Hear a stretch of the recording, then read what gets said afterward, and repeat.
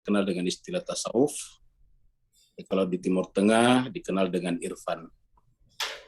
Jemaah sekalian, pada pertemuan kita yang lalu kita sudah membahas sebab-sebab cermin tidak menangkap bayangan.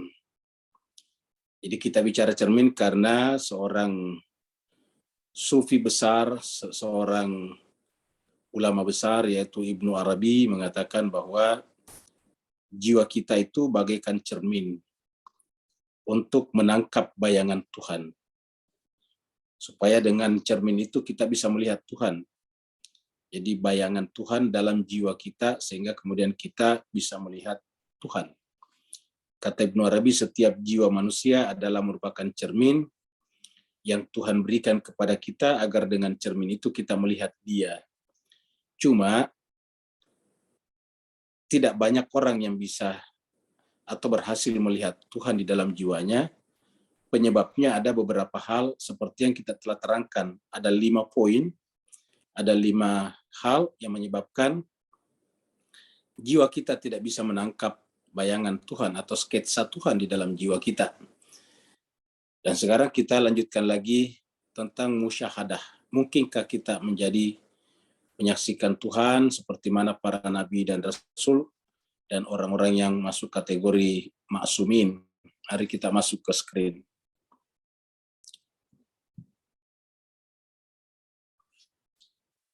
Jadi ini pertemuan kita yang lalu ya, yaitu penyebab tak terlihatnya gambaran dalam cermin. Ada 5 hal yang kita sudah bahas di pembahasan kita sampai di sini.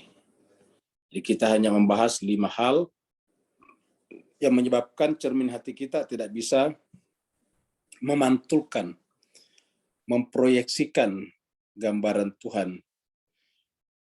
Ada 5 ini kita singkat sebagai review kita atau sebagai ikhtisar kita. Penyebab pertama adalah cermin masih belum dalam bentuk sempurnanya, belum sempurna cerminnya. Bahan-bahannya belum tersusun dengan baik. Ini seperti anak yang belum akil balik. Yang kedua, cermin sudah jadi, tapi ada kotoran, ada karat, ada debu-debu yang menutupinya. Pak Saban minggu lalu sudah menyampaikan kepada kita bahwa di Singapura banyak debu. Ya, ini bukan hanya di Singapura, tapi di mana-mana. Cuma memang mungkin kalau di Singapura paling banyak, karena negaranya negara bebas.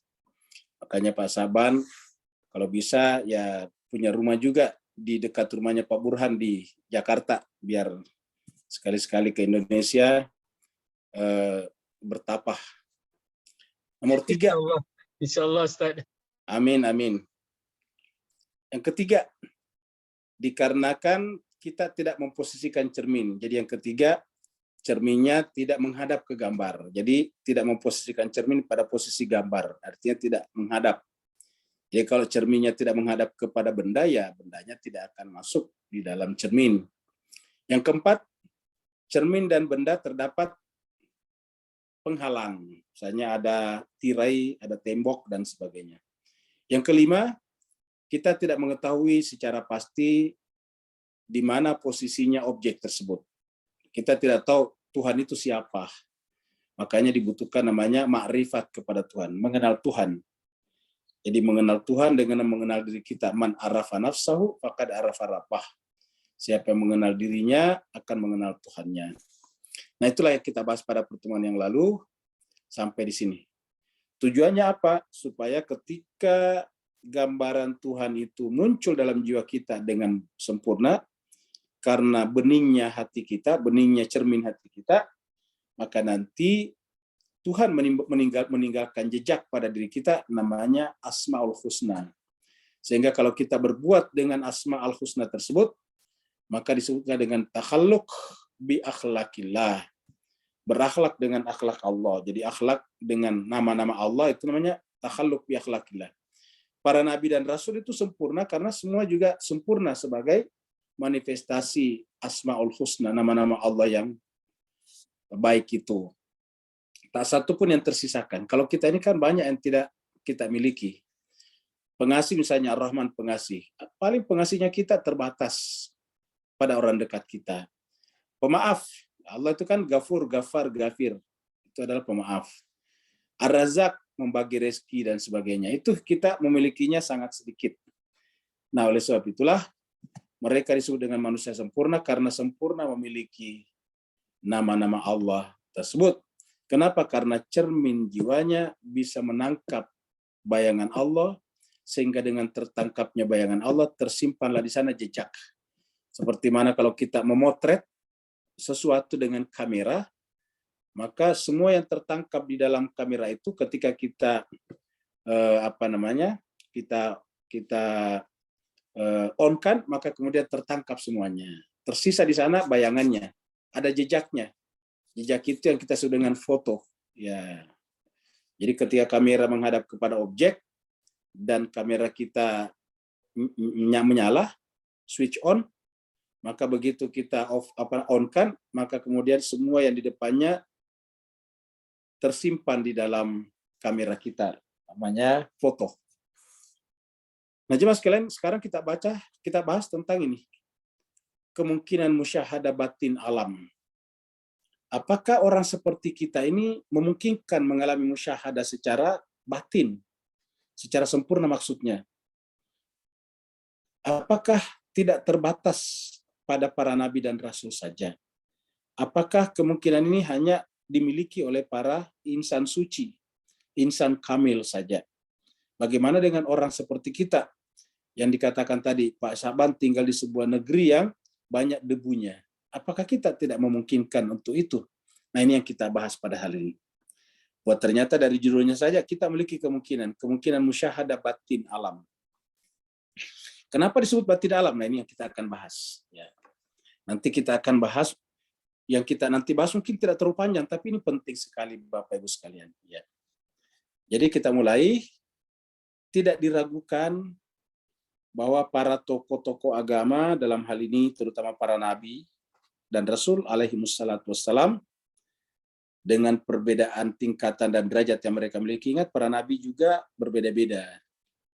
Makanya kan ada tuh surat permulaan juz, tilkar rusulu faddalna ba'dahum ala ba'din.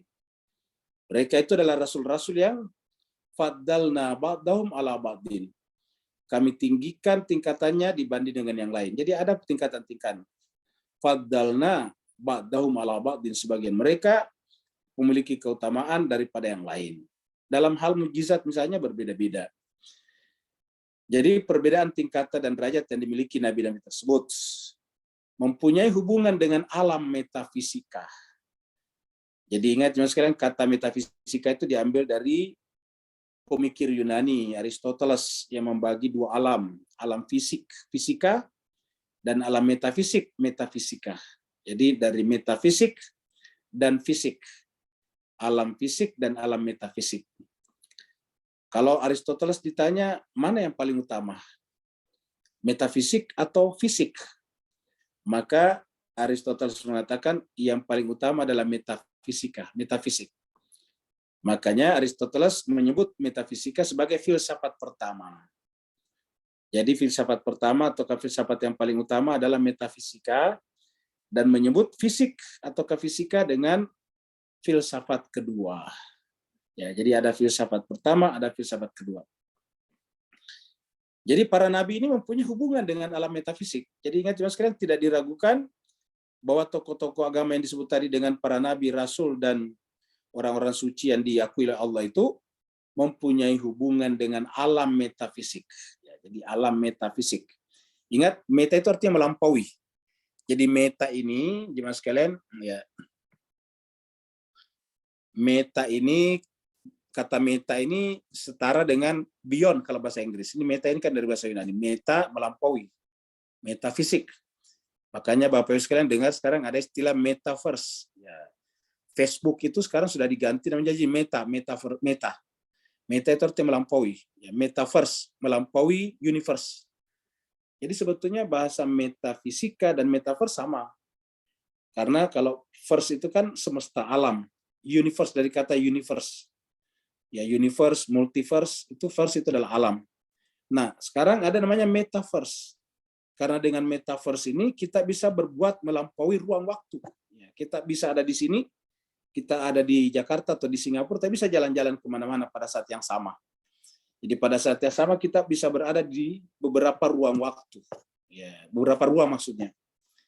Kita duduk di rumah kita, tapi pada saat yang sama bisa jalan-jalan ke tempat lain dengan menggunakan teknologi metaverse yang kanalnya atau channelnya menggunakan blockchain. Ya.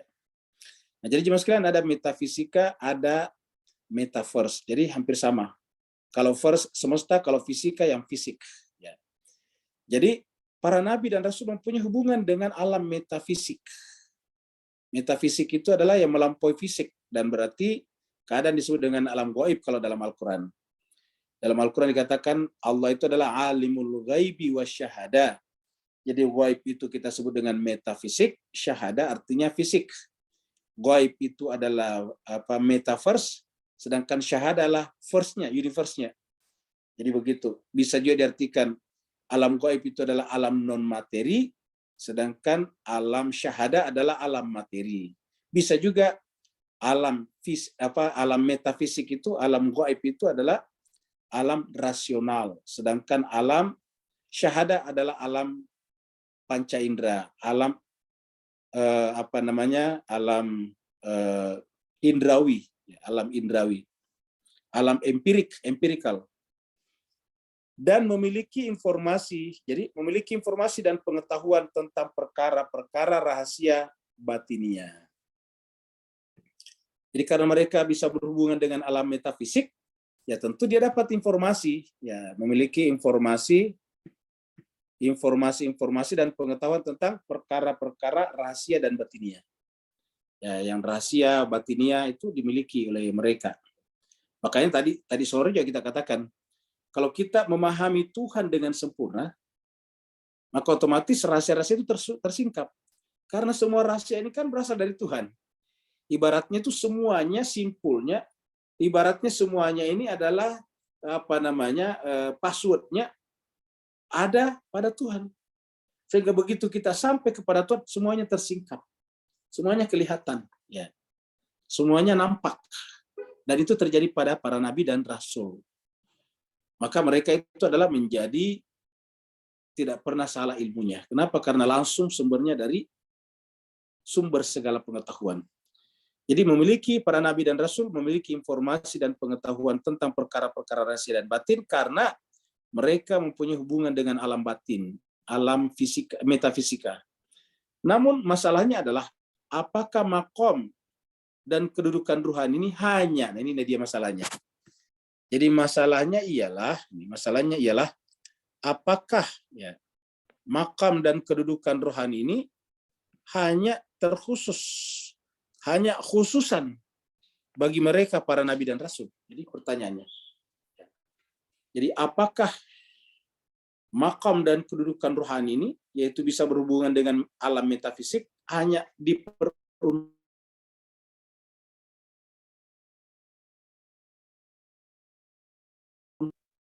Inilah pertanyaannya. Kalau dikatakan ya berarti kita tidak ada harapan. Apakah merupakan pemberian Tuhan yang hanya terbatas bagi mereka saja? Ataukah juga untuk orang-orang lain seperti kita ini? Ya. Jadi masalahnya, apakah merupakan pemberian Tuhan? Jadi pemberian Tuhan secara khusus terbatas pada mereka saja? Ataukah kemampuan itu juga diberikan kepada orang-orang lain seperti kita ini? Asalkan mengikuti jalan ilmu, jalan ma'rifat, dan amal mereka. Apakah juga berpeluang untuk mendapatkannya? Ini masalahnya, pertanyaannya. Ya. Jadi dengan kata lain, apakah informasi dan pengetahuan terhadap perkara-perkara batin dan rahasia-rahasia gaib terbatas? Maksudnya terkhusus hanya bagi para nabi dan rasul alaihi wassalatu wassalam dan orang-orang lain yang berada di alam materi ini tidak mampu mendapatkan jalan itu. Itu pertanyaannya. Apakah kita yang berada di alam materi ini, di alam indrawi ini, lantas tidak mampu mendapatkan atau menempuh jalan tersebut kecuali setelah kita mati? Karena kalau mati pasti sampai di sana. Ataukah makam tersebut merupakan perkara iktisabi? Apa namanya iktisabi? Usaha. Jadi iktisabi itu usaha. Jadi iktisabi itu lawan daripada huduri. Jadi ada huduri, ada husuli. Husuli adalah iktisabi. Ya. Kalau yang namanya huduri bersifat badihi. Jadi ada badihi, ada iktisabi. Ya. Iktisab itu adalah ikhtiar, usaha. Sedangkan kalau yang namanya badihi bersifat tertentu, aksiomatik, tidak perlu diusahakan. Ya, badihi. Jadi, ataukah makan tersebut hanya merupakan perkara iktisabi, yaitu dapat diperoleh dengan berusaha dan berupaya. Ini dia, di iktisabi berusaha dan berupaya. Dan orang lain juga berpeluang meraihnya. Nah, ini yang membesarkan hati kita, Bapak Ibu sekalian. Karena ternyata jawabannya ialah, ini jawabannya. Ya. Tentunya jawaban kita dalam hal ini adalah bahwa orang-orang lain, maksudnya selain Nabi dan Rasul, juga mampu mendapatkan jalan kepada batin dan rahasia-rahasia alam eksistensi ini. Berarti Pak Sa'ban tidak perlu berkecil hati walaupun tinggal di Singapura dan setiap hari melihat debu-debu berterbangan. Apa sebabnya? Ini sudah ada jaminan. Yaitu bahwa orang-orang lain, maksudnya orang seperti kita ini yang bukan Nabi dan Rasul, bukan maksumin, ternyata juga mampu mendapatkan jalan kepada batin dan rahasia-rahasia alam eksistensi tersebut. Jadi bisa. Ya. Jadi orang lain, maksudnya orang seperti kita ini, mampu, bisa punya akses juga. Kita sebutkan bisa punya akses kepada alam batin dan rahasia-rahasia alam eksistensi ini. Jadi kita mempunyai kans untuk itu, kita punya peluang untuk itu, kita punya opportunity untuk itu. Jadi peluangnya bukan hanya kepada orang suci, tapi kita juga ternyata. Yang penting tadi jemaah sekalian adalah ini, ya, yaitu mengikuti jalan tadi, ya, mengikuti jalan yang mereka tempuh. Ya, ini tadi di atas jalan ilmu. Yang penting kita memiliki jalan ilmu, jalan ilmu, ma'rifat dan amali. Ya. Jalan ilmu, ma'rifat dan amaliyah mereka. Bapak sekalian, jawaban ini sejalan dengan surat Al-Ahzab 33 ayat 21. Jadi sejalan dengan surat Al-Ahzab ayat 21. Jadi kita lihat dulu surat Al-Ahzabnya dan nanti juga ada di surat Al-Ankabut juga. Mari kita lihat. Ya.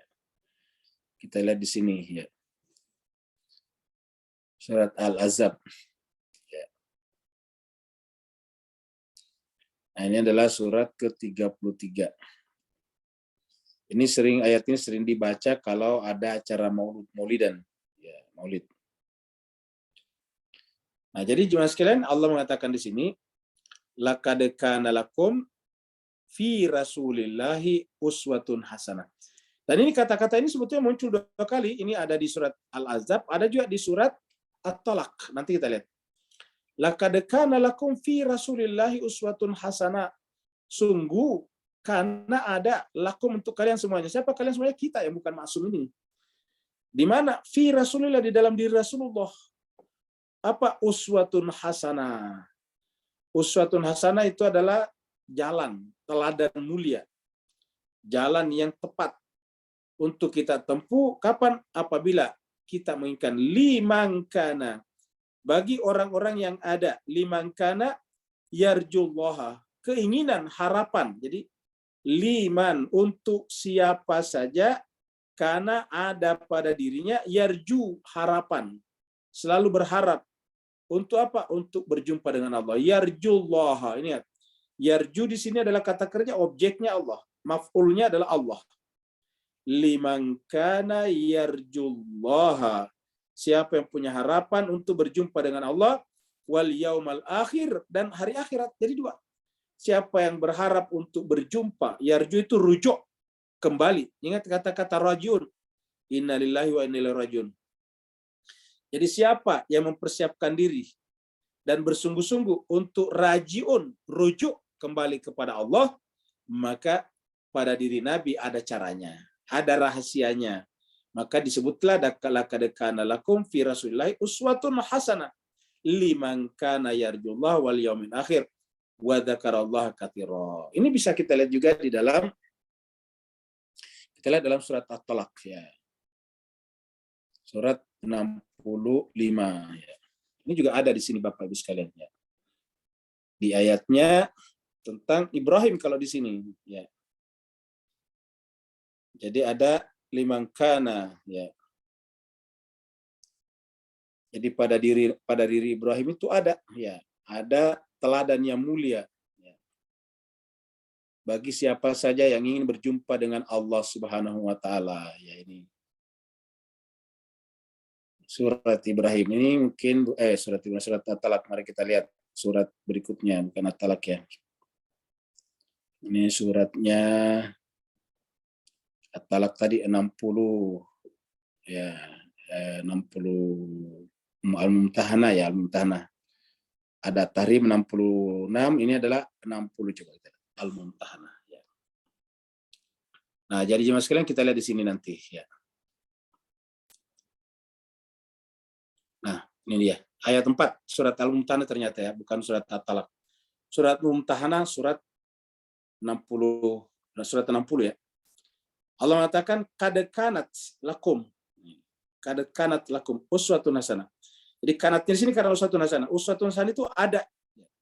Sungguh uswatun hasanah itu ada lakum kepada kalian semuanya, untuk kalian semuanya. Fi Ibrahim. Nah, Ibrahim disebutkan di sini. Dan Ibrahim dengan Nabi Muhammad kan sama ke atas. Ya, Nabi Muhammad lah apa? Nabi Ibrahim lah dikatakan ini jailuka linnasi imama, itu Nabi Ibrahim. Baru Nabi Ibrahim mengatakan wa min dzurriyyatihi, dan Nabi Muhammad kita adalah zuriatnya yang suci. Jadi qad kanat lakum uswatun hasanah fi Ibrahim. Kalau tadi laqad kana lakum fi Rasulillah, fi Muhammadin. Kalau sini qad kanat lakum uswatun hasanah fi Ibrahim. Ya. Jadi sungguh ada pada kalian uswatun hasanah pada diri Ibrahim dan siapa? Walladzina ma'ahu, dan orang-orang yang bersama Ibrahim. Nah, jadi ini menunjukkan bahwa siapa orang yang mencoba menyamakan frekuensi jiwanya, frekuensi hatinya, sukmanya dengan Ibrahim, maka dia akan menjadi seperti Ibrahim. Ya. Jadi ada fi Ibrahim walladzina ma'ahu, dan orang-orang bersamanya.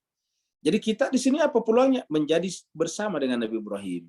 Ya, jadi itu kita sudah lihat di sana. Ya. Kita lihat misalnya juga di dalam surat Al-Ankabut. Surat 29 ini tadi ada Ankabut ya.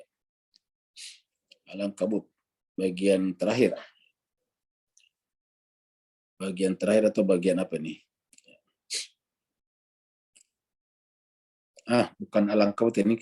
Salah. Jadi ini adalah surat 18. Ini Al-Ankabut surat 29. Ini 18 ya. Al-Kahfi bagian terakhir ya. Nah, kita lihat di sini. Ya. Qul, katakanlah Muhammad, innama hanya saja. Katakanlah Muhammad, hanya saja ana, ini Al-Kahfi surat 18. Innama hanya saja ana, saya ini, aku ini basyarun, manusia basyariah. Mislukum, seperti kalian. Bedanya adalah yuha ilayya. Yuha ilayya, diwahyukan kepadaku. Apa isi wahyunya atau apa intinya? Yaitu agar tidak ada apapun dalam diri kita kecuali dia. Annama ilahukum ilahun wahid. Sesungguhnya ilah kalian adalah ilah yang satu. Maka kelanjutannya faman kana. Menggunakan faman kana. Ini muncul lagi yarju tadi, sama dengan surat Al-Ahzab tadi.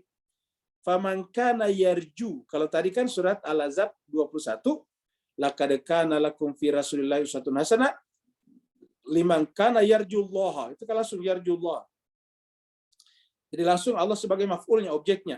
Liman kana yarjullah wal yaumal akhir. Kalau di sini faman kana, maka siapa yang ada pada dirinya yarju, kerinduan, harapan, keinginan, liqa'a rabbih, berjumpa, liqa' dengan Tuhannya. Jadi siapa yang ada pada dirinya yarju liqa'a rabbih, keinginan untuk berjumpa dengan Rabbnya, Tuhannya, falyamal amalan salihan, maka tentu harus beramal saleh. Tapi amal saleh apa? Seperti yang kita lihat tadinya, amaliyah. Ya, ingat tadi di sini jangan sekalian ini amali, ya. Jalan ilmu, ma'rifat dan amali. Dari mana ilmu dan ma'rifatnya tadi? Yuha ilayya tadi, wahyu. Ya, innama ana basyarun mithlukum yuha ilayya annama ilahukum ilahun wahid. Jadi inti daripada wahyu itu adalah ilmu atau ma'rifat tentang keesaan Tuhan. Tentang satunya wujud. Baru kemudian beramal saleh. Faman kana yarju liqa'a rabbih, siapa yang ingin berjumpa dengan Tuhannya setelah memiliki ilmu dan ma'rifat ini, falyamal amalan salihah. Hendaklah dia beramal dengan amal-amal yang saleh. Falyamal amalan salihah. Seperti itu. Nah, jadi saya kira jemaah sekalian kita sudah lihat ayat-ayatnya. Dengan kata lain, apakah informasi dan pengetahuan terhadap perkara-perkara batin, ya, dan rahasia gaib sudah tadi ya kita lihat ini. Jadi kita sudah lihat tadi orang-orang lain juga mampu mendapatkan jalan kepada jalan batin kepada rahasia-rahasia dan eksistensi ini. Ya, jemaah sekalian. Salah satu ini argumennya, inilah apa namanya penjelasannya. Penjelasannya inilah yang menarik untuk kita simak, untuk kita fahami baik-baik. Ya, salah satu argumennya ini kita mulai dari sini. Jadi kok kenapa kita bisa sampai ke sana padahal kita manusia biasa? Salah satu argumennya adalah hubungan alam materi fisika dengan alam metafisika. Kita ulangi dulu, hubungan alam materi atau alam fisika dengan alam metafisika atau alam non materi, jadi sama saja Pak, ya istilah saja. Alam materi dan alam non materi, alam fisik dengan alam non fisik, metafisik. Ya. Hubungan antara alam gaib dan alam syahadah bisa juga begitu. Jadi hubungan alam materi dengan alam metafisika, hubungan sebab dan akibat, serta sempurna dan kurang. Jadi salah satu argumennya adalah bahwa ada hubungan antara alam materi dengan alam metafisika, sebagaimana hubungan sebab dan akibat, serta juga apa yang disebut dengan lebih dan kurang. Jadi ada yang disebut dengan lebih dan kurang. Nanti kita lihat tingkatan-tingkatan maksudnya. Jadi tingkatan kurang, ada kurang dan ada yang lebih. Ya, tingkatan-tingkatan. Bahasa hadisnya mengatakan yazid itu bertambah menuju kepada sempurna. Ada juga wayangkus dan kurang. Jadi ada yazid wayangkus. Ya, jadi ada yazid tambah dan ada yang kurang. Kita, kata penulis ini, menamakan hubungan ini dengan hubungan zahir batin, hubungan lahir batin. Jadi kita menyebut hubungan ini dengan hubungan lahir batin. Jadi hubungan lahir dan batin. Ya. Jadi kita menamakan hubungan ini yaitu hubungan fisika dan metafisika, hubungan materi dan non-materi, hubungan sebab dan akibat, hubungan sempurna dan kurang, sebagai, ingat sempurna itu kan Allah sempurna dan kita yang kurang. Jadi alam metafisika lebih sempurna daripada alam fisik. Ya, fisik ini cacat, tidak bisa kalau tidak dibantu. Ya. Karena cacat itu kan harus dibantu.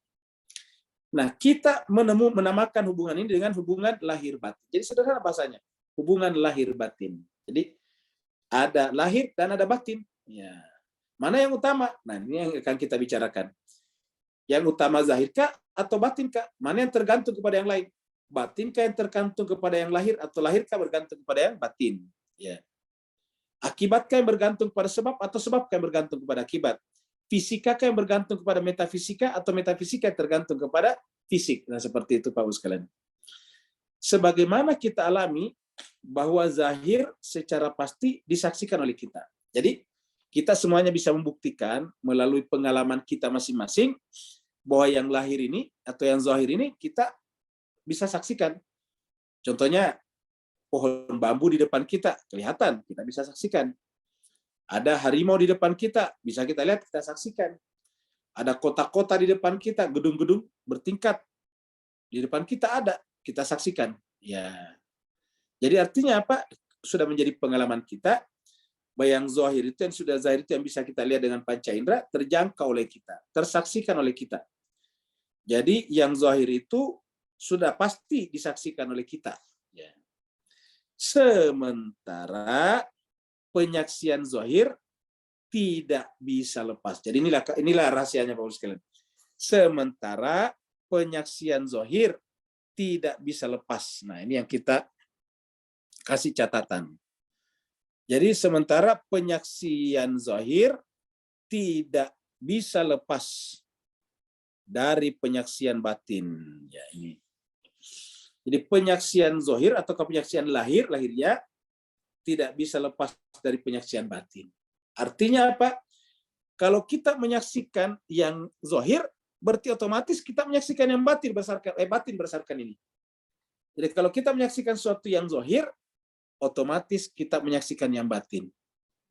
Cuma mungkin ada yang tidak menyadari. Ya, tetapi berdasarkan ini, penyaksian zahir kita tidak lepas dari penyaksian batin, atau dengan kata lain, setiap kita menyaksikan yang lahir, otomatikali di situ kita juga menyaksikan yang batin. Ya. Apa sebabnya? Nah, ini dia sebabnya, alasannya.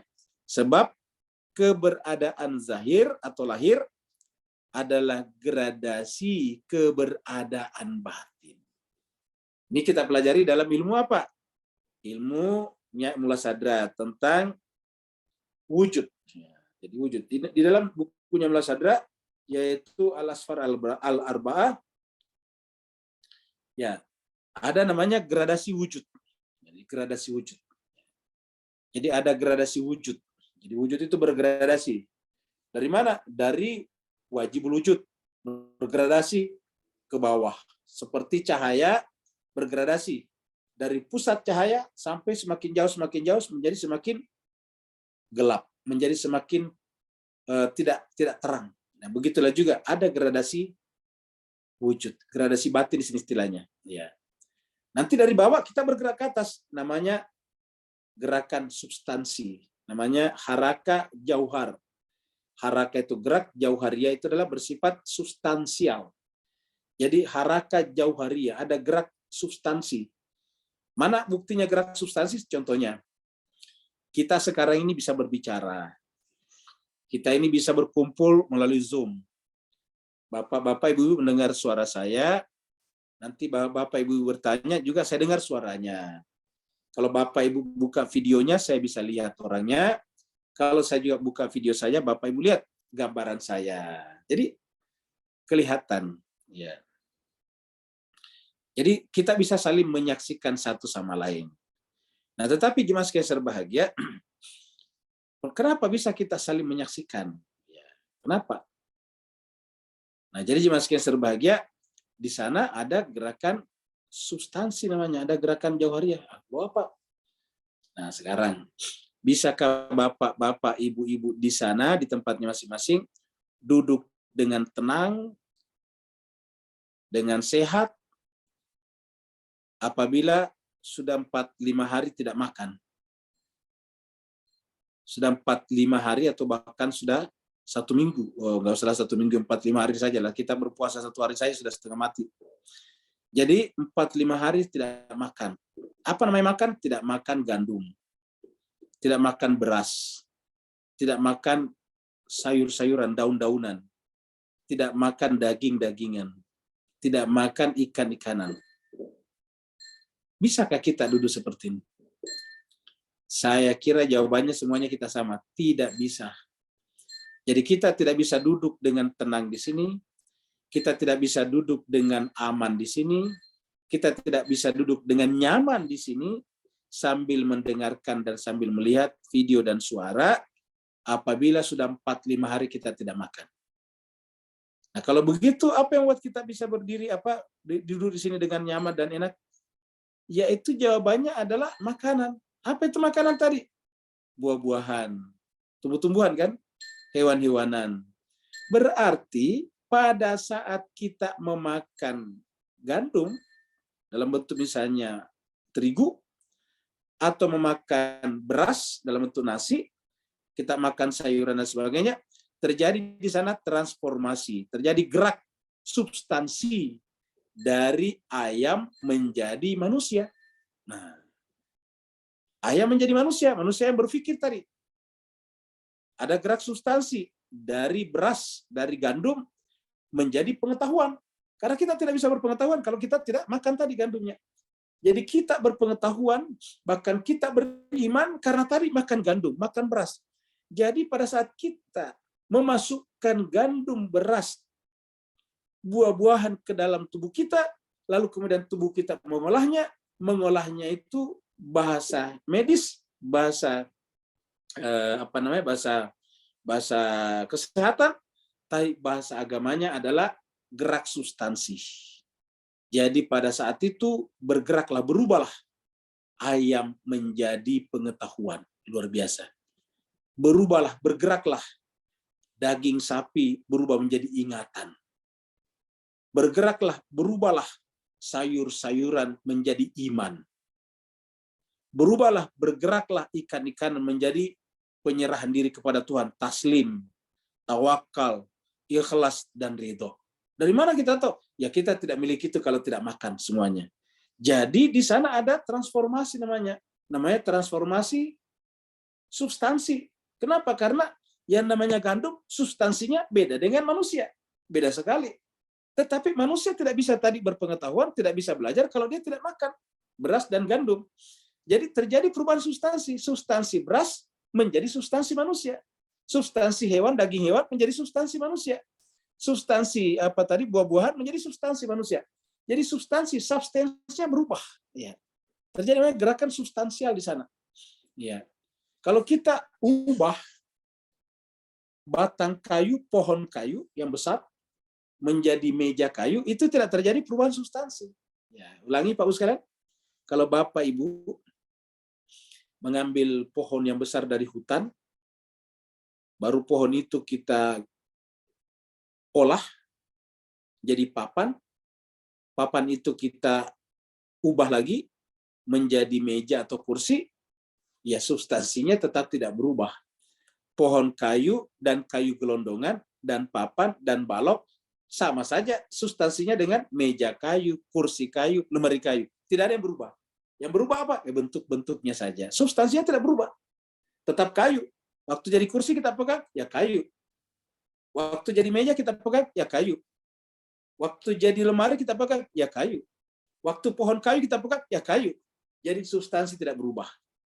Ya, tetapi pada saat kita makan buah-buahan, kita makan sayur-sayuran, kita makan gandum dan beras, maka yang terjadi di sana adalah gerak substansi. Gerak substansi dari bahan-bahan itu, benda-benda itu menjadi kita manusia yang kemudian kemanusiaan kita diubah menjadi pengetahuan tadi. Merubah tadi kepandiran menjadi pengetahuan. Dirubah kebodohan menjadi kecerdasan. Ini yang disebut dengan gerak substansi. Nah setelah itu pengetahuan tadi dirubah menjadi apa? Amalan. Amalan itu apa? Menggerakkan kita ke atas. Berubah lagi secara substansi. Menjadi qurb, dekat kepada Allah Subhanahu Wa Taala. Jadi terus menerus dari alam insani masuk kepada alam jabaruti. Jabaruti masuk ke alam berikutnya. Jadi terjadi gerak substansi terus menerus.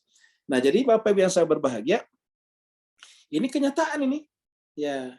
Jadi oleh sebab itulah seperti dikatakan di sini, alasannya kenapa kita bisa juga memiliki seperti yang dimiliki para nabi tadi, karena asalkan kita juga memiliki hubungan ya antara alam kita berhubungan dengan alam batin.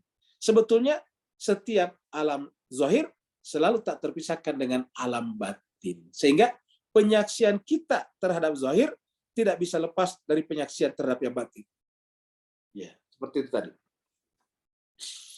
Sebab keberadaan zahir adalah gradasi keberadaan batin. Jadi ada gradasi tadi. Jadi kita sudah bicara tadi gradasi dari atas ke bawah dan kemudian ke atas, namanya gerak substansi. Nah itu. Jadi dari atas tadi seperti cahaya, dari pusatnya yang paling terang menuju ke bawah semakin redup. Nah, jadi kita lagi. Keberadaan zahir adalah gradasi keberadaan batin. Dan merupakan manifestasinya. Jadi artinya apa? Yang zahir ini manifestasi yang batin. Ya.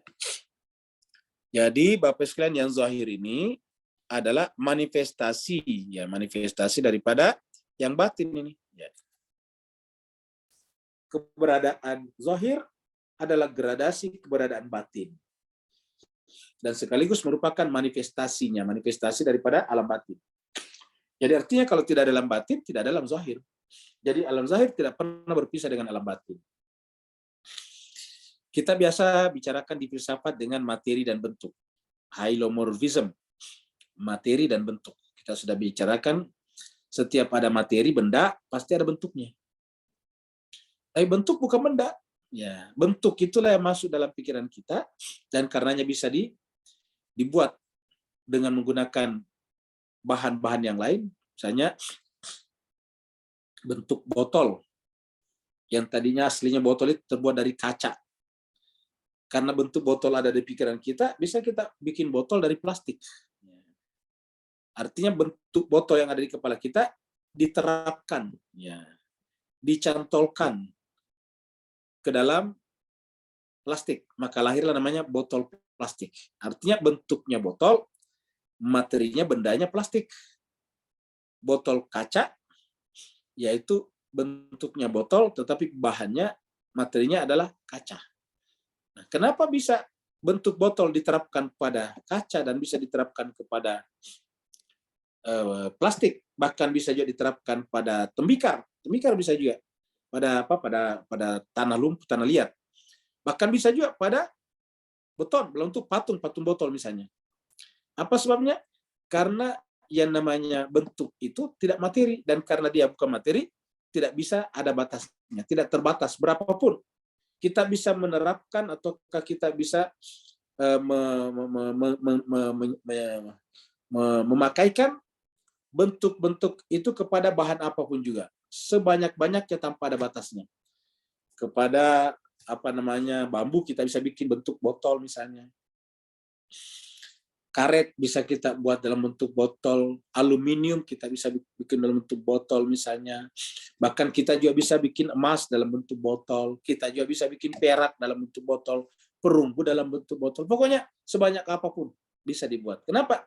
Karena bentuk sebagai bentuk dalam pikiran kita itu bukan benda. Karena dia bukan benda, berarti dia batin. Ya. Kalau dia benda, ada batasnya. Nah, jadi dengan demikian itu contoh bahwa materi dan bentuk itu adalah ketidakterpisahan antara yang zahir dan yang batin. Ya, kita sudah terangkan dulu, bisakah yang zahir tanpa batin?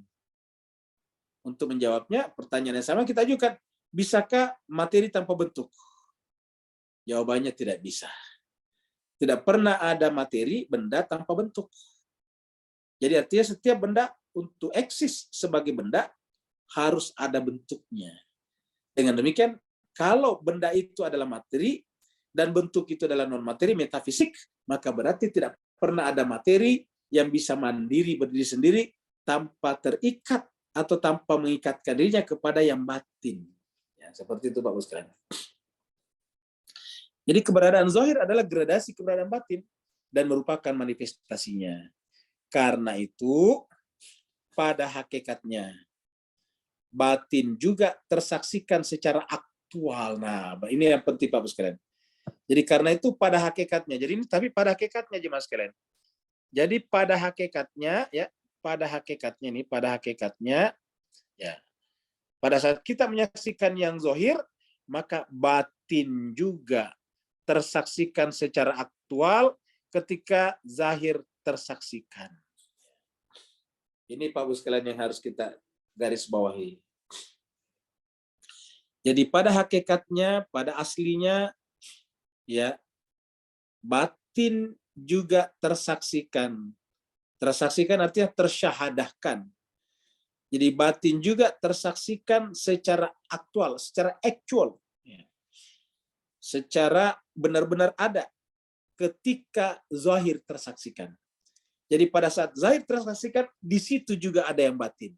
Cuma tadi kita katakan banyak orang tidak menyadarinya.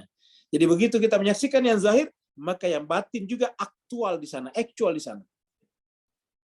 Jadi pada saat zahir itu nyata, maka yang batin juga nyata. Batin juga nyata. Seperti contohnya tadi, bentuk. Begitu kita melihat mangkok, pasti ada bentuknya. Bulat misalnya. Apa saja yang kita lihat, pasti ada bentuknya. Ya. Sebagaimana zahir merupakan batasan dan manifestasi batin. Nah, jadi Bapak sekalian coba kita renungkan dalam ini. Jadi ternyata yang zahir itu merupakan batasan daripada batin. Jadi begini Pak sekalian, yang namanya batin itu tidak terbatas, ya, tidak terbatas. Nanti kemudian kelihatan terbatas. Ingat, kelihatan terbatas. Bukan terbatas, tapi kelihatan terbatas pada saat zahir muncul. Pada saat dia zahir muncul di situ, seakan-akan terbatas. Ya. Jadi zahirlah yang membatasi batin. Ya, bukan batin yang membatasi zahir. Jadi zahir itu membatasi. Kenapa? Karena begitu menjadi zahir, dia terbatas oleh ruang dan waktu. Batasan ruang waktu, times and space, itulah yang menyebabkan seakan-akan benda materi membatasi batin. Nah, jadi sebagaimana zahir merupakan batasan dan manifestasi batin. Ketika manusia mengenyampingkan batasan ini dan bersungguh-sungguh untuk mengabaikannya, tidak dilakukan, dia akan menyaksikan yang batin. Nah, ini Pak Ibu sekalian rahasianya. Ya, kita lihat. Ini rahasia yang paling penting kita pelajari Bapak Ibu sekalian ya. Jadi nih kita berikan semuanya warna ya. Inilah rahasianya. Jadi Bapak Ibu sekalian bisa memfoto ini kalau mau ngambilnya ya. Ya, kita baca. Sebagaimana zahir merupakan batasan dan manifestasi batin, maka ketika kita manusia ini mampu mengesampingkan,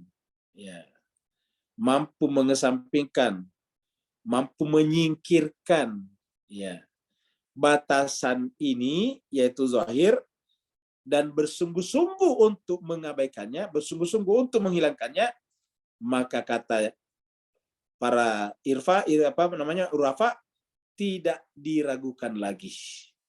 Tidak ada keraguan bahwa orang itu juga akan menyaksikan yang batin. Jadi siapa yang benar-benar bersungguh-sungguh menyampingkan, menyingkirkan, menepikan, menghilangkan yang zahir, batasan zahir, maka dia akan menyaksikan yang batin. Nah, bagaimana caranya? Inilah yang kita pelajari kalau hari Sabtu sore, ya seperti tadi. Di pelajaran kita tentang hikmah, ke situ arahnya. Supaya kita tahu yang namanya kuiditas tidak punya apa-apa. Karena yang disebut tadi dari sini dengan zahir adalah kuiditas. Bapak sekalian, yang kita sebut dengan zahir di sini, kalau di pelajaran hikmah tadi sore namanya kuiditas. Namanya mahia. Namanya mahia. Ya, jadi itu adalah namanya mahia. Sedangkan yang disebut dengan batin di sini kita sebut dengan wujud tadi di sana. Ya. Wujud dan kuiditas. Ya. Jadi ulangi lagi, kalau kita benar-benar bersungguh-sungguh bekerja untuk menyampingkan. Kata menyampingkan di sini bukan berarti membuang kita punya rumah, bukan. Menyampingkan ini artinya apa? Di dalam pikiran kita, di dalam pemahaman kita, di dalam intelek kita, di dalam nalar kita. Ya. Kalau bahasa Inggrisnya kita berhasil membrainwashing pikiran-pikiran kita, membrainwashing pemahaman kita yang selama ini menganggap bahwa yang zahir itu ada secara fundamental, ada secara prinsip. Kita brainwashing. Karena ternyata yang namanya zahir itu tidak ada secara prinsipal dan tidak ada secara fundamental. Yang ada secara prinsipal dan fundamental siapa? Wujud. Wujud. Nah, kalau kita bisa menyingkirkan di dalam pikiran kita semua yang kita sebut tadi dengan zahir, maka tidak diragukan lagi kata penjelasan ini, maka orang itu pasti akan menyaksikan yang batin. Terjadilah musyahadah alam batin, seperti judul daripada pembahasan ini. Jadi terjadilah musyahadah alam batin. Dengan kata lain, alam materi ini, contohnya gini Pak Bu sekalian, ini contohnya gini nih, kita gambarkan di sini. Anggaplah ini di balik ini adalah anggaplah di balik ini adalah katakanlah batin ya, ini anggaplah batin ini yang gambar-gambar ini ya gitu. Lalu kemudian saya menggambar di sini di depannya ya. Saya menggambar di sini misalnya tembok ya. Katakanlah temboknya saya gambar begini ya, tembok rumah kan begitu. Ada jendelanya di sini, tapi jendelanya juga benda juga. Ya, ini jendelanya. Jendelanya juga ada kacanya atau ada penutupnya. Ada penutupnya. Jadi akhirnya tertutup juga begini. Ya. Tertutup begini. Nah, ketika tembok juga ini kita tutup seperti ini, tertutup semuanya. Ya. Maka jemaah sekalian berbahagia, maka yang kita lihat di sini seakan-akan hanya tembok ini saja kan. Ini tiba-tiba kita terpalingkan dari sini nih. Jadi kita seakan-akan tidak melihat ini. Ya, apalagi setelah ini semuanya kita bentuk, ini di belakangnya ini tidak kelihatan. Jadi di balik ini semuanya menjadi tidak kelihatan. Ya. Jadi di baliknya tembok ini tidak kelihatan. Ya, kalau kita perpadat ini sampai benar-benar kayak tembok kan padat, ya, dibikin solid, ya, seperti ini. Maka yang di belakang sana tidak kelihatan, ya, tidak kelihatan. Yang kelihatan ini. Nah, bagaimana caranya yang di belakang itu, yang tadi warna di belakang ada garis-garis ini? Bagaimana cara yang di belakang ini, yang ini bisa nampak kembali? Iya, caranya kita menyingkirkan, kita mengesampingkan, kita menghilangkan ini. Ya, kita hapus ini, kita hapus semuanya seperti ini. Nah, maka kemudian apa yang kelihatan sekarang? Ini adalah batin murni. Nah, seperti itu jemaah sekalian. Jadi apabila kita bisa menyampingkan tadi yang zohir, tapi di mana ingat, bukan di luar, bukan dengan membakar rumah kita, bukan, itu salah. Ya, bukan dengan menghancurkan mobil kita, bukan. Tetapi di pikiran kita diubah, di brainwashing. Yang tadinya kita menganggap bahwa yang namanya uang itu memiliki hakikat. Yang namanya makanan itu memiliki hakikat. Yang namanya pangkat jabatan memiliki hakikat. Sekarang kita balik, bahwa ternyata makanan dan benda-benda apapun tidak memiliki hakikat, tidak fundamental, tidak asal, tidak usuli, tidak prinsipil. Nah, kalau dia tidak prinsipil, berarti hakikatnya tidak ada. Yang ada apa? Yang wujud. Berarti yang ada adalah yang wujud. Dan itulah hakikatnya batin. Ya. Jadi dengan demikian antara yang nampak dengan yang batin tidak bisa berpisahkan. Karena yang batin tadi bisa kita gambar di sini karena ada background, ada platform yang bernama kertas ataukah warna seperti ini. Kalau tidak ada layar ini saya tidak bisa menggambar. Ya. Jadi maka dikatakan, kita ulangi lagi, bahwa sebagaimana zahir merupakan batasan dan melintasi batin, maka ketika manusia menyampingkan, menyingkirkan, menghilangkan batasan zahir ini, lalu kemudian bersungguh-sungguh untuk melupakannya, maksud melupakan itu tidak menganggap itu ada, maka tidak diragukan lagi dia, manusia tersebut, otomatis akan menyaksikan yang batin. Kenapa? Karena pada hakikatnya batin juga tersaksikan secara aktual ketika kita menyaksikan yang zahir. Cuma kita tidak sadari. Nah, jadi ulangi lagi, kalau zahir kita saksikan, otomatis batin kita saksikan. Tetapi karena yang prinsip, yang mendasar, yang fundamental adalah yang batin, maka kalau kita singkirkan yang zahir, yang batin tetap ada. Ya. Jadi ketika yang zahir kita singkirkan, maka tersaksikanlah secara bening, secara kristal clear, secara nyata, apa yang disebut dengan alam batin. Jadi penyaksian batin alam mungkin. Dan inilah yang terjadi pada para nabi, para rasul, para manusia suci, para insan kamil, para maksumin. Ya, yang dengan gelar-gelarnya masing-masing, ada muqarrabin, ada mukhlasin dan sebagainya. Jadi tersaksikan Bapak Ibu sekalian. Jadi kita ternyata bisa Bapak Ibu yang sangat berbahagia. Ya. Jadi dengan demikian kita tinggal di Singapura, kita tinggal di Amerika, kita tinggal di Melbourne, Australia, sama saja. Kita tinggal di Mekah sama saja. Kenapa? Karena urusannya bukan urusan di luaran, tapi urusannya di dalam pemahaman, di dalam pikiran kita. Ya. Kita lihat sama-sama tinggal di Mekah. Sama-sama tinggal di Mekah. Mekah itu adalah diapit, dikelilingi oleh gunung-gunung batu cadas hitam. Yang namanya Mekah itu lembah. Ya, berada di dalam lembah. Di dalam ceruk. Itu namanya Mekah. Dan itu terbatas. Sama-sama Nabi Muhammad bin Abdullah lahir dan besar di situ. Abu Jahal, Abu Lahab juga lahir dan besar di situ. Sama-sama tinggal di situ. Sama-sama juga begitu lahir melihat Ka'bah. Tetapi kenapa Nabi Muhammad lah atau Muhammad bin Abdullah lah yang menyaksikan yang batin, sementara Abu Lahab dan Abu Jahal tidak menyaksikannya? Kenapa ini masalahnya, Mas kalian? Jadi tempatnya sama. Ya, tempatnya sama. Di situ di Mekah, di Ka'bah orang menggantung-gantung patung-patung berhala.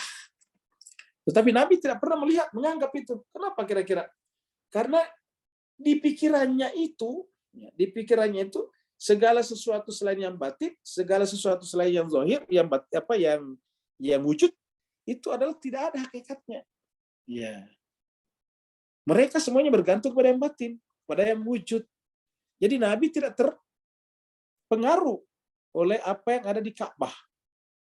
Apa yang digantung di Baitullah. Tidak terpengaruh sama sekali. Ya. Nah, dengan demikian Mas sekalian, berarti kepala kita masing-masing bisa berubah menjadi gua tempat bertapa. Jadi ulangi, kepala kita masing-masing bisa menjadi gua tempat kita bertapa, tempat kita bermeditasi, yaitu melepaskannya dari jeratan-jeratan, melepaskannya dari ikatan-ikatan alam zohir. Ketika terlepas dari ikatan zohir, maka otomatis yang tersisa adalah batin. Karena batin tidak pernah tidak ada. Jadi sederhana saja, tinggal menyampingkan batasan-batasan itu. Dengan kata lain, alam materi ini adalah akibat dari alam misal, alam batinnya. Jadi dengan kata lain, berdasarkan ini, alam materi ini adalah akibat. Jadi ini adalah akibat. Ya, ini adalah akibat ya, dari alam misal, dari alam misal. Jadi alam misal ini kita artikan batinnya. Jadi dia adalah akibat. Jadi sebabnya adalah misal. Yang namanya akibat, Mas sekalian, bergantung kepada sebabnya. Setiap akibat bergantung kepada sebabnya. Karena kalau sebabnya tidak ada, ya misalnya tidak ada. Kalau tidak ada misalnya, tidak ada sebabnya, akibatnya tidak ada juga. Jika kita ingin naik ke atas secara eksistensi, maksudnya menapaki jalan-jalan rohani menuju ke puncak eksistensi yaitu al-haq, kita beranjak dari alam materi ke alam mithal. Jadi apabila kita ingin ke atas secara eksistensi, maka kita meninggalkan alam materi. Ya, jadi kalau kita bikin gambarnya di sini, Pak Bos sekalian ya. Jadi di sini bisa kita lihat seperti ini. Ya. Ini di atas adalah kita sebut dengan puncak eksistensi, PE. Ya, puncak eksistensi.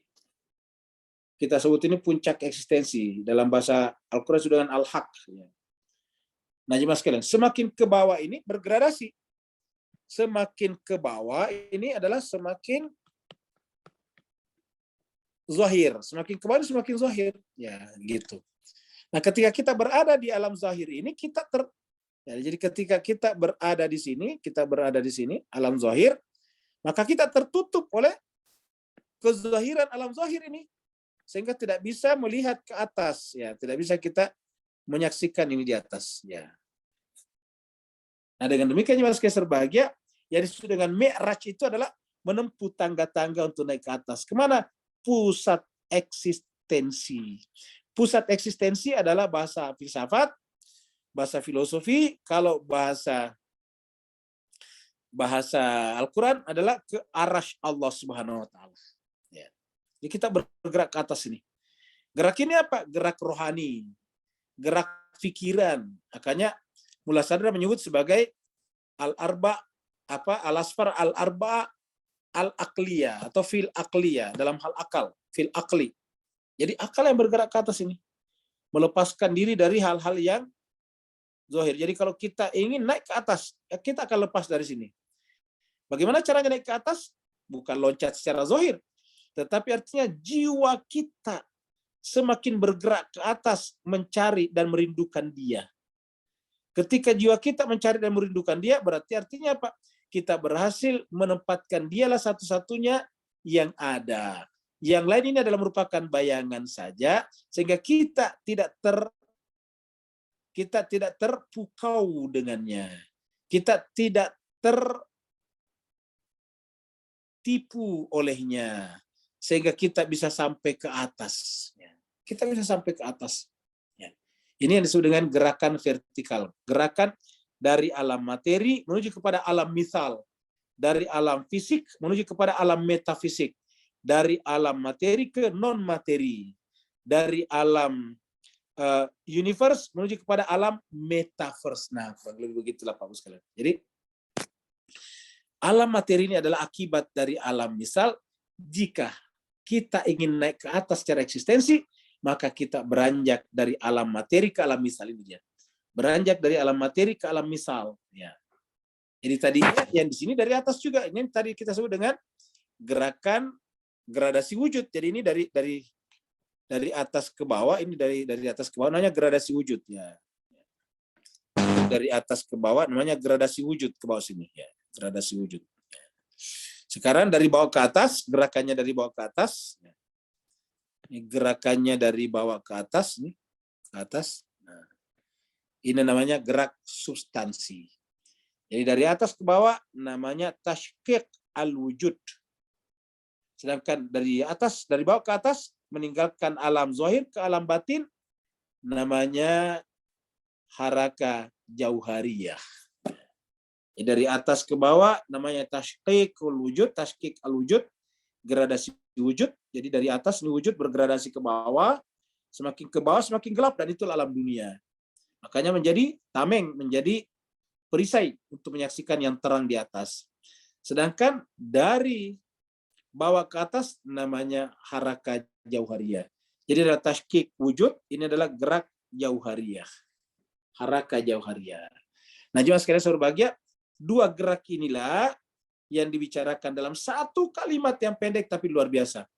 Ini innalillahi, ini kita ini dari Allah, wa inna ilaihi, dan kita kembali lagi kepadanya.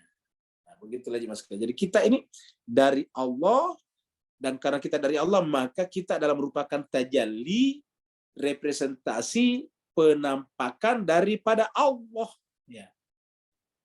Dan karena kita adalah penampakan dari Allah, sejatinya aslinya adalah kita merindukan asal kita. Ya, kerinduan kepada asal. Kerinduan kepada asal menggerakkan kita ke atas, mengikuti namanya gerakan substansi itu tersebut. Ya. Nah, jadi Bapak-Bapak sekalian mudah-mudahan bisa kita pahami. Jadi kita terus sekali lagi, oleh karena itu, gimana ini belum sampai di sini nih ya. Dan alam misal ini sekarang juga bersama kita. Jadi ingat, alam misal ini sekarang bersama dengan kita. Ya. Ia adalah maujud yang aktual saat ini. Jadi yang namanya batin aktual sebetulnya sekarang. Karena kalau tidak ada dia, yang zahir tidak bisa muncul, tidak bisa ada, tidak bisa terjangkau oleh panca indera kita. Oleh karena itu, hubungan alam zahir dengan alam batin adalah hubungan akibat dan sebab. Jadi hubungannya adalah hubungan akibat dan sebab. Jadi akibat dan sebab. Jadi alam zahir ini adalah akibatnya, sedangkan ya alam batin ini adalah sebabnya. Jadi zahir adalah akibat, batin adalah sebab. Jadi hubungannya adalah hubungan akibat dan sebab. Seperti konsepsi yang ada di akal manusia dengan tulisannya. Jadi coba kita bayangkan sekalian. Kita ini kan kalau menulis dari mana? Ya. Coba kalau Bapak sedang menulis, Bapak Ibu menulis. Ya, seperti contohnya saya menulis di sini ya. Misalnya saya menulis di sini. Saya menulis misalnya di sini. Bapak, ibu-ibu ya. Ikhwan, akhwat, dan seterusnya. Kalau saya menulis di sini, apa yang terjadi sebetulnya Bapak sekalian? Itu adalah terjadi gerak dari alam batin kita, misal yaitu di pikiran menuju keluar. Tadinya ini tidak ada di sini Bapak sekalian. Di mana tadinya ini? Di pikiran. Ya. Dan ketika di pikiran tidak disebut sebagai tulisan, tidak disebut sebagai kata-kata. Lalu apa? Fahaman saja. Ketika ada di pikiran kita namanya faham. Nah, faham itu kita ingin tuangkan keluar dalam bentuk kata-kata. Jadi pada saat kita sedang menulis, itu tidak pernah terpisahkan antara yang batin dan yang zahir. Karena tulisan bapak-bapak ini adalah dari batinnya kita, pikiran kita. Bapak-bapak ini tulisan, ada batinnya di dalam pikiran. Tulisan ibu adalah zahir, batinnya ada dalam pikiran kita. Begitulah semua tulisan. Yang di luar itu adalah zahirnya, di dalam pikiran kita adalah batinnya, dan itu tidak pernah terpisahkan. Nah, jadi jemaah sekalian, kita tidak pernah terpisahkan dengan alam batin. Jadi kita lagi seperti konsepsi yang ada di akal manusia dengan tulisannya. Manusia ketika sedang menulis, secara beruntun dia mengkonsepsi apa, yaitu apa yang ingin disampaikannya, lalu kemudian menuliskannya. Jika sedetik dia berhenti mengkonsepsi sesuatu, dia juga akan berhenti menuliskan sesuatu. Jadi begitu konsepsi itu terhenti dalam pikiran kita, maka terhenti juga tulisan kita. Kenapa? Apa yang mau ditulis kalau tidak terkonsepsi dulu? Ya. Dia sudah ada dalam pikiran kita, tapi perlu dikonsepsi, dibentuk subjek predikatnya. Subjek, predikat, keterangan waktu, keterangan tempat, dan sebagainya. Lalu kemudian dituliskan keluar, maka menjadilah tulisan. Tulisan inilah yang disetarakan dengan alam semesta. Jadi alam semesta ini adalah tulisan, ya. Sedangkan alam batin adalah alam pikiran. Nah, jadi Bapak Ibu jemaah sekalian, mudah-mudahan dengan pengantar ini kita bisa merasakan, memahami hubungan relasi yang tak pernah bisa terpisahkan antara yang batin dan yang zahir, di mana yang inti, yang hakikat adalah yang batin, sedangkan yang zahir itu hanya fenomena saja. Ini sama dengan yang kita pelajari di dalam tadabbur kita juga. Ya, jadi sama yang kita pelajari dalam tadabbur kita. Jadi bahwa yang zahir itu adalah merupakan penampakan daripada yang batin. Jadi yang zahir ini adalah penampakan daripada yang batin. Jadi pada saat kita menyaksikan yang zahir, pada saat yang sama sebetulnya kita menyaksikan yang batin juga. Ya, seperti itu jemaah sekalian. Mudah-mudahan bermanfaat. Kita sampai di sini hari ini, yaitu tanggal 17 ya, September 22. Yang bertanya dipersilakan. Assalamualaikum Ustaz. Waalaikumsalam warahmatullahi wabarakatuh. Silakan Pak. Alhamdulillah, barakallahu fi azim. Bismillahirrahmanirrahim. Wassalatu Muhammad wa ali Muhammad ajil. Baik ya Husain, baik ya Husain. Ajil pada Ustaz, berarti secara ringkasnya sisi maknawi mati itu sendiri adalah hakiki pintu pembatas antara hijab dua alam tadi Ustaz. Bagi mata batin yang tak lagi melihat ada dua alam. Beri pencerahan Ustaz, barakallahu. Nah, jadi jemaah sekalian berbahagia, sebetulnya ada dua makna mati di dalam Al-Quran. Bisa zahir kita kayak mati, bisa juga ada orang batinnya mati. Jadi ada juga orang yang batinnya mati, kalbunya mati, hatinya mati. Kata mati di sini dalam pengertian tidak berfungsi, tidak fungsional. Ya, tidak fungsional. Nah, orang seperti inilah yang dituju oleh Nabi, Rasul, kitab suci untuk menghidupkan kembali. Jadi orang-orang yang mati hatinya harus dihidupkan kembali. Ya, di dalam Al-Quran surat Al-An'am ayat 120 itu sebutkan. Ya, awaman kana maitan fa ahyainahu. Jadi jiwa yang tadinya mati bisa kami hidupkan kembali. Yaitu sehingga kemudian menjadi cahaya. Nah, itu adalah mati secara batin, masih secara hati, jiwanya mati. Yang kedua, ada juga mati dalam pengertian tadi, pemahaman kita bahwa yang zahir ini adalah memiliki hakikat harus dimatikan. Harus dimatikan. Jadi ulangi, pemahaman kita, pandangan kita bahwa yang zahir ini memiliki hakikat sehingga bisa menyelamatkan kita, bisa membantu kita, bisa membahagiakan kita, ini harus diperbaiki konsepsinya. Karena tidak bisa menyelamatkan kita, tidak bisa mendatangkan kebahagiaan. Kalau uang mendatangkan kebahagiaan, semua orang yang banyak uangnya pasti bahagia. Semakin banyak uangnya orang, semakin bahagia. Semakin tidak ada uangnya orang, semakin menderita. Tapi ternyata tidak. Betapa banyak orang punya uang banyak, tidak merasakan kebahagiaan. Ya, jadi dengan demikian, Mas sekalian, yang zahir tidak memiliki apa-apa sebetulnya. Ya, tidak memiliki apa-apa.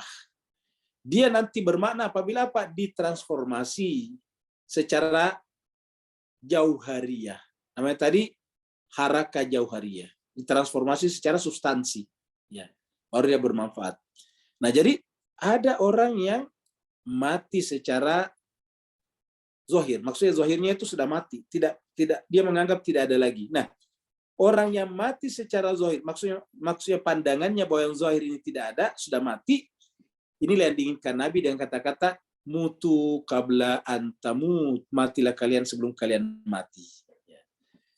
Jadi kalau matinya tadi jiwa seseorang, inilah yang dimaksud dengan awaman kana maitan fa ahyainahu. Ya. Di dalam surat Al-An'am. Sedangkan kata-kata matilah sebelum kalian mati, itu yang dimaksud Nabi, mutu qabla antamut. Matikanlah konsepsi, matikanlah pendapat, matikanlah pandangan bahwa yang zahir ini memiliki hakikat.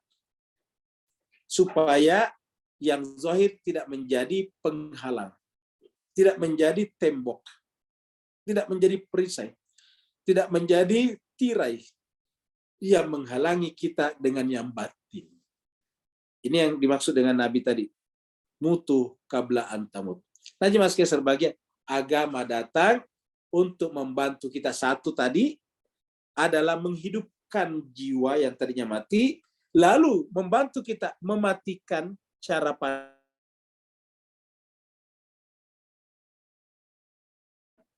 bahwa, nah di dalam Al-Quran berkali-kali disebutkan, dan ini kita pelajari juga di tadabbur kita, bahwa yang namanya dunia itu adalah permainan dan sendagura. Apa artinya permainan dan sendagura? Sendagura tidak pantas menghalangi kita. Kenapa permainan dan sendagura? Ya, pembahasan kita kemarin, dan memperbanyak-banyakkan harta benda. Wa tafakhur bainakum. Ya. Berbangga-bangga di antara kalian. Nah, jadi inilah yang menghalangi kita untuk menyaksikan Allah SWT. Inilah yang kita bicarakan sebelumnya dengan cermin kita ternoda oleh lumpur-lumpur dan debu-debu itu. Jadi lumpur-lumpur dan debu-debu itu sebetulnya adalah konsepsi yang salah, miskonsepsi, misunderstanding, misleading tentang alam zahir, alam materi, alam fisik yang kita anggap memiliki hakikat, ternyata tidak memiliki hakikat. Siapa yang menganggap ini punya hakikat, maka dia tertipu. Maka tertipulah Yazid. Dia melakukan kejahatan dengan membunuh cucunya Nabi karena menganggap yang dunia ini adalah hakikat. Ternyata apa yang terjadi? Tidak sampai 2 tahun dia mati juga. Kan celaka, tertipu namanya. Sudah melakukan kejahatan yang luar biasa, kejahatan yang ekstra luar biasa, extraordinary, dengan membunuh cucunya Nabi dengan kejahatan dengan luar biasa bengisnya. Tapi kita lihat di chat kita kemarin bahwa dia hanya berumur 3 tahun setelah naik di atas takhta, kemudian meninggal dunia. Jadi apa artinya? Sudah melakukan kejahatan yang luar biasa, tapi tidak sampai 3 tahun setelah dia naik takhta, berkuasa, tiba-tiba mati juga, meninggal dunia juga. Belum dia menikmati semuanya, padahal darah tumpah di mana-mana, orang-orang yang bersyahadat, orang Islam mati, saling membunuh di antara mereka, bahkan tadi cucunya Nabi diperlakukan sedemikian rupa, dan mereka merasa tidak bersalah pada saat itu. Kenapa? Karena tertutup. Inilah bahayanya kalau tertutup. Ini yang disebut dengan surat Al-An'am, jiwanya mati. Nah, harusnya jiwa ini harus dihidupkan. Yang dimatikan apa? Yaitu cara pandang kita, konsepsi kita tentang alam zahir. Bahwa alam zahir itu hakikatnya tidak ada. Dia tidak bisa berdiri sendiri. Alam zahir hanya bisa eksis, hanya bisa wujud, hanya bisa ada kalau dia bergantung kepada yang batin. Seperti itu. Ada lagi yang lain?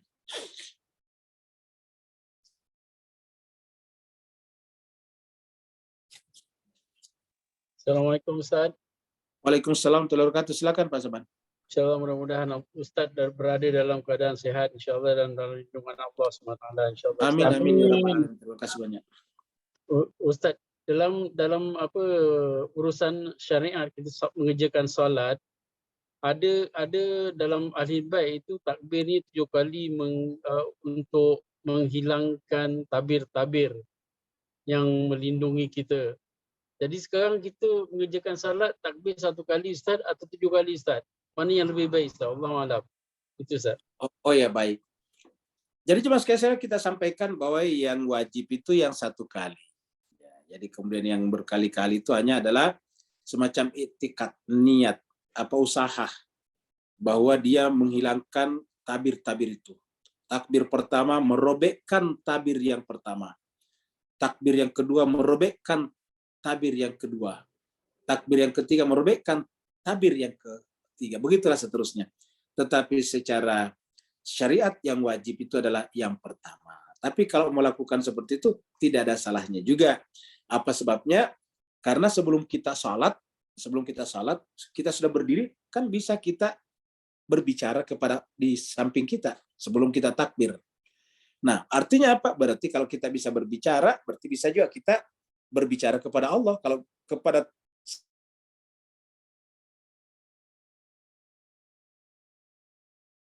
Pak, rapat biar rapi sini sedikit, nah kan begitu.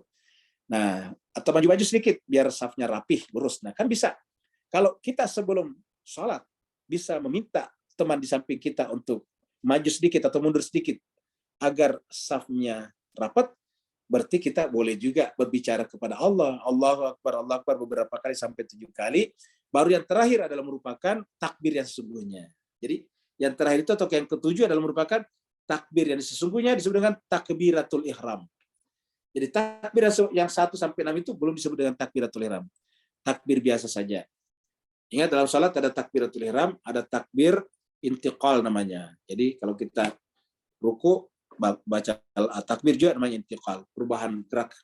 Nah, jadi jemaah sekalian, jadi jawabannya bisa. Ya, dengan catatan kita iktikadkan, kita niatkan meruntuhkan tabir-tabir tadi. Kita meruntuhkan tadi penghalang-penghalang. Kita meruntuhkan tadi gording-gording, tirai-tirai, tabir-tabir tersebut supaya benar-benar kita menyaksikan yang batin saja. Berikutnya lagi. Syukran Ustaz. Afwan Pak Saban.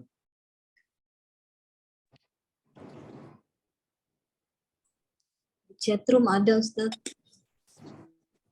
Baik, jemaah sekalian. Kita masuk ke chatroom. Belum kelihatan Ustaz. Ini sudah kelihatan Bu Dokter, sudah kelihatan. Jadi screen-nya Bu Dokter sudah kelihatan dari Pak Burhan. Ya. Tidak diragukan dia akan menyaksikan yang batin, betul. Dan dia di sini maksudnya manusia. Tidak diragukan manusia akan menyaksikan yang batin. Ya, pertanyaannya ialah atau soalannya ialah penyaksian ini disaksikan dengan pondasi apa? Ya. Apakah penyaksian yang dimaksud di sini adalah melalui rasa atau zauk? Ya. Penyaksian ini adalah apa ya? Kita sudah bicarakan sebelumnya bahwa sebetulnya yang batin itu, yang wujud itu adalah karena dia hakikat, dia benar-benar badihi, jelas sekali. Dia aksiomatik. Dengan demikian karena dia aksiomatik, seluruh sebetulnya perangkat kita hadir. Cuma tadi kita tidak memahami. Kalau misalnya mata memahami, rasio memahami, tapi hakikatnya rasa zauk, ya seperti dikatakan Pak Burhan ini. Rasa zauk. Jadi kita merasa bahwa dia benar-benar ada. Jadi itulah zauk menghadir. Karena kan kita punya 3 nih Pak Burhan. Kalau dengan mata namanya ainul yakin. Dengan ilmu, akal, pikiran namanya ilmu yakin. Yang terakhir rasa adalah hakul yakin. Nah, gitu. Jadi kita menyaksikannya. Maksudnya gini, bisakah kita menyaksikan yang batin dengan mata? Bisa. Yaitu pada saat kita menyaksikan daun-daun pohon, ya kita menyaksikan dia. Kita menyebut itu sebagai manifestasi daripada dia. Jadi apabila kita melihat pohon-pohon, daun-daun, maka yang kita saksikan adalah dia, yang batin, Allah Subhanahu wa taala. Kenapa? Karena tadi kita sudah paham bahwa tidak pernah ada yang zahir bisa berdiri sendiri tanpa batin. Ya, tidak pernah ada kuiditas yang bisa hadir tanpa wujud. Ya. Jadi pada saat kita melihat kuiditas seperti meja, kursi, lemari, hakikatnya kita saksikan adalah wujud sang ada. Ya. Itu namanya ainul yakin. Ya, ainul yakin. Nah sekarang, apa itu ilmu yakin? Nah pemahaman. Pengertian kita bahwa ternyata semua yang bersifat zahir itu adalah tidak punya fondasi, tidak punya hakikat. Lalu kenapa dia bisa muncul? Karena ditopang oleh yang batin. Ya, ini pemahaman kita. Berarti artinya dia hadir dalam pikiran kita bahwa yang hakikat, yang asli itu hanya wujud. Yang hakikat hanya yang batin saja itu. Sehingga dengan demikian kepala kita, pikiran kita menyaksikan yang batin melalui apa yang disebut dengan ilmul yakin. Tetapi yang paling tinggi yang dikatakan tadi Pak Burhan adalah melalui rasa atau zauk. Ya. Zauk itu adalah rasa. Ya, zauki namanya. Rasa kalau bahasa kitanya. Nah, penyaksian melalui rasa inilah yang disebut dengan hakul yakin. Ada lagi? Assalamualaikum Ustaz. Terima kasih Ustaz. Waalaikumsalam warahmatullahi wabarakatuh. Silakan Pak Ustaz Aidin. Saya langsung aja Ustaz. Surah Al-Hadid ayat 4 ya kemarin yang di tadabbur kita gitu. Iya betul. Itu konsepnya sama berarti Ustaz ya. Wa huwa ma'akum aina ma kuntum. Ma'a itu kata ma'a di situ kan Ustaz ya. Betul, betul. Huwa dan ma'a itu ma'a ini kan siapa saja, apa saja gitu. Betul. Menunjukkan apa saja. Mungkin keliru saya Ustaz atau mohon diluruskan. Assalamualaikum warahmatullahi wabarakatuh. Waalaikumsalam warahmatullahi wabarakatuh. Sudah benar sekali. Jadi kata-kata ma'a atau ma'iyah itu artinya kebersamaan, ketidakberpisahan. Yang batin, yang yang zahir tidak pernah bisa tanpa yang batin. Tapi yang batin bisa berdiri sendiri. Tapi selama kita menyaksikan yang zahir, seperti kalian, mereka, Anda, saya, pohon-pohon, gunung-gunung, bintang-bintang, rembulan, dan sebagainya, itu selalu tidak bisa eksis kalau tidak bersama dengan yang batin atau wujud kalau bahasa filsafatnya. Nah, sehingga kata ma'a di sini adalah tak terpisahkan. Jadi kata ma'a, jadi kalau ma'anya di sini tidak seperti kita berdua. Kalau kita jalan berdua kan terpisah cuma bersama tapi berdua. Itu beda. Tapi yang namanya ma'a di sini adalah seperti hidrogen dan oksigen di dalam air. Jadi ma'a di sini seperti hidrogen dan oksigen dalam air. Ma'a di sini adalah seperti ikan di dalam lautan. Jadi ma'a di sini seperti ikan di dalam lautan. Tidak seperti orang yang berjalan berdua. Kalau berjalan berdua ma'a juga. Tetapi itu tidak menyatu, tetap bersandingan namanya. Tetapi kalau ikan di lautan dalam air, ya tidak bisa berpisah. Jadi ma'anya di sini tak terpisahkan. Bapak Ibu sekalian sebagian, putarlah YouTube. Baru putarlah film Undersea. Ya, Undersea. Di dalam laut. Apa itu namanya tuh? Ikan-ikan di dalam laut. Kan banyak tuh syutingan-syutingan di dalam lautan. Di koral-koral, di batu-batuan. Itu kalau kita lihat syutingan di bawah laut itu tidak kelihatan airnya, seperti ikan-ikan itu melayang-layang. Ya. Kenapa tidak kelihatan airnya? Karena kameramennya juga berada dalam air dan karenanya tidak kelihatan batas-batas air. Ketika tidak kelihatan batas-batas air dan air itu benar-benar bening sekali di dalam lautan, maka kemudian tidak kelihatan airnya. Yang kelihatan ada ikannya dengan terang benderang. Ikannya terang kelihatan dengan bening, dengan jelas. Sehingga seakan-akan ikan itu melayang-layang, tidak kelihatan airnya. Ya.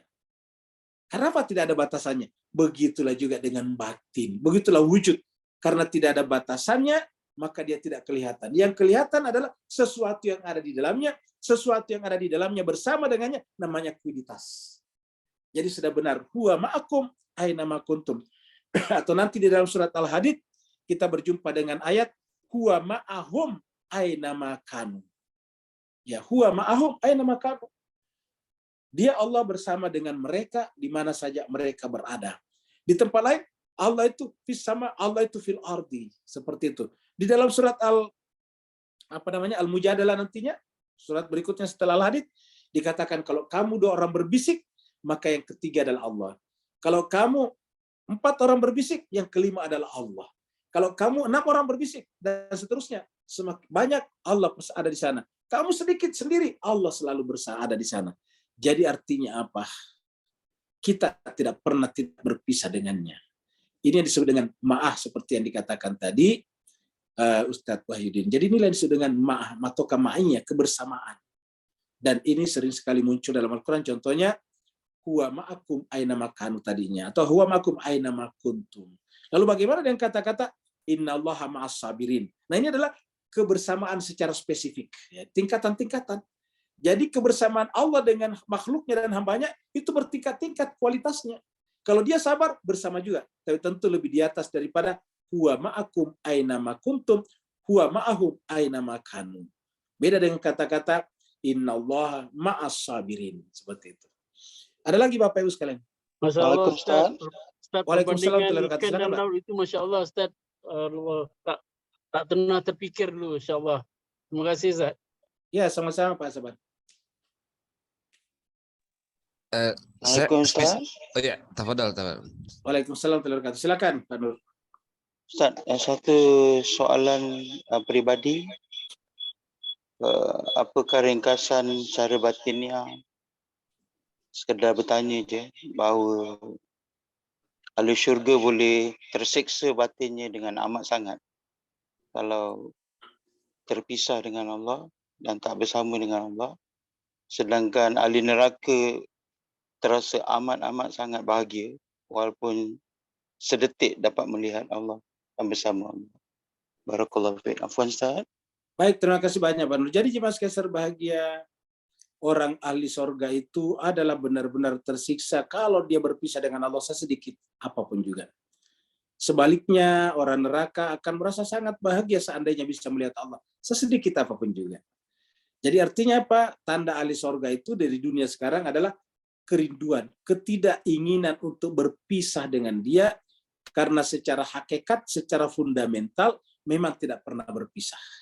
Kalau kita tidak menyadari dia, itu tadi karena jiwa kita sedang mati dan agama datang untuk menghidupkannya kembali. Kesadaran itu. Sedangkan ahli neraka di dunia ini jiwanya mati, sehingga dia tidak merasakan kebersamaannya dengan Allah. Ketika sampai di akhirat dia terpisah, maka dia akan berpikir alangkah bahagianya, alangkah gembiranya, seandainya dia mendengarkan saja kata-kata Tuhan di sana. Sedikit saja, maka dia merasa sangat bahagia luar biasa. Jadi kalau seandainya di neraka itu tiba-tiba diperdengarkan suara Tuhan saja, sedikit saja, maka alangkah bahagianya mereka. Ya, inilah menunjukkan Bapak Ibu sekalian bahwa benar-benar bahagia tidaknya, tersiksa tidaknya kita sebagai makhluk, sebagai hamba, bergantung kepada kedekatan kita, qurb kita kepada Allah Subhanahu wa taala. Ustaz Wahyudin lagi, silakan. Iya, Ustaz. Saya hanya ingin mengatakan begini, Ustaz. Luar biasa gitu penjelasan Al-Qur'an terhadap fenomena yang kita bicarakan hari ini gitu. Nah, saya membayangkan begini, orang yang tidak memahami ini semua, memahami Al-Qur'an, gimana dia menemukan Allah gitu. Sementara apa yang kita ceritakan, yang kita bahas malam ini luar biasa gitu. Penemuan kita terhadap jalan sirat gitu kan, padahal tadi wahuwa ma'akuman. Yang kita pahami bahwa hadirnya Sayyidul Wujud yaitu Rasulullah Muhammad SAW itu kan bisa juga kita apa istilahkan. Huwa di situ adalah Sayyidul Wujud, bisa Ustadz saya bahasakan seperti itu. Karena orang-orang suci hablum mamdud gitu yang saya bahasakan itu, tali yang dioler Tuhan itu adalah hakikatnya adalah dia gitu loh. Itu yang bersama kita dalam wujud maujud yang ada di sekeliling kita. Lewat Al-Qur'an ini ya Allah luar biasa gitu menjelaskan itu, memberikan guidance gitu. Mohon pencerahannya Ustaz. Assalamualaikum warahmatullahi wabarakatuh. Waalaikumsalam warahmatullahi wabarakatuh. Betul sekali. Ini tadi juga kita bahas tadi sore dengan kata-kata kun fayakun ya. Jadi Ustaz Wahyudin juga tadi nanya. Jadi innama amru iza arada syai'an yaqulu lahu kun fayakun. Lalu kemudian Allah mengatakan wa'tasimu bihablillahi jami'a. Jadi apa itu tali Allah? Tali Allah itu adalah insan-insan suci yang dikepalai, yang dipuncaki oleh Muhammad bin Abdullah. Karena pada Muhammad disebut sebagai Sayyidul Wujud, Sayyidul Anam, Khairul Bariyah, seperti itu. Apa artinya Khairul Bariyah? Segala realitas wujud ada pada diri dia. Baik yang sifatnya zahir ataupun yang batin. Jadi apa yang kita katakan mawjud itu semuanya ada pada diri Muhammad. Seperti pembahasan kita bahwa di sana ada Hamid, ada Ahmad, dan ada Muhammad. Seperti juga kita sampaikan tadi bahwa sebetulnya ini semua ada hakikat Muhammadi, hakikat Ali, dan seterusnya. Jadi sebetulnya yang kita saksikan adalah Allah melalui mereka. Jadi Allah itu di alamnya, di arasnya namanya, sedangkan di luar arasnya Allah yang kita saksikan adalah Muhammad dan Ahmad. Saya kira begitu Bapak Ibu sekalian. Terima kasih banyak atas perhatian Bapak Ibu sekalian. Ada tambahan Ustadz. Silakan. Urusan masuk dari Pak Burhan.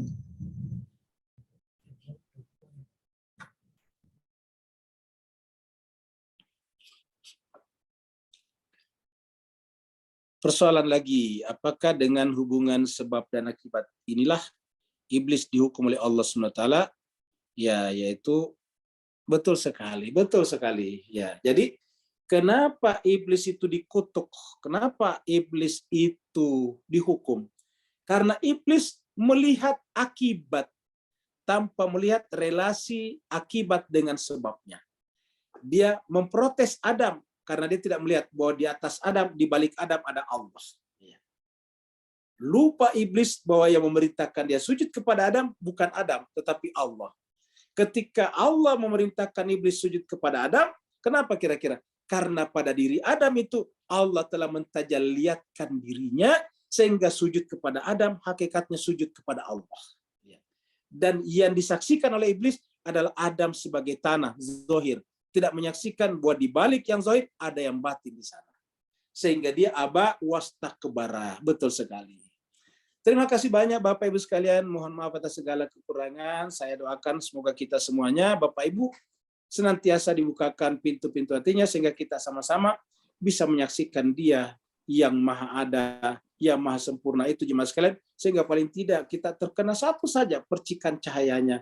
Karena kita mungkin tidak akan sampai ke tingkat yang disebut dengan insan kamil, walaupun potensi dan jalan ke sana ada, tetapi seperti dalam doa kumail kita selalu mengaku sebagai orang yang berdosa, yang dosa-dosa kita ini meruntuhkan penjagaan, yang dosa-dosa kita ini menghalangi terijabahnya doa, yang dosa-dosa kita ini mengundang bencana, sehingga kita selalu datang kepada Allah dalam keadaan mengadu, dalam keadaan bermunajat dan bermunajat. Wassalamualaikum warahmatullahi taala wabarakatuh. Waalaikumsalam warahmatullahi wabarakatuh.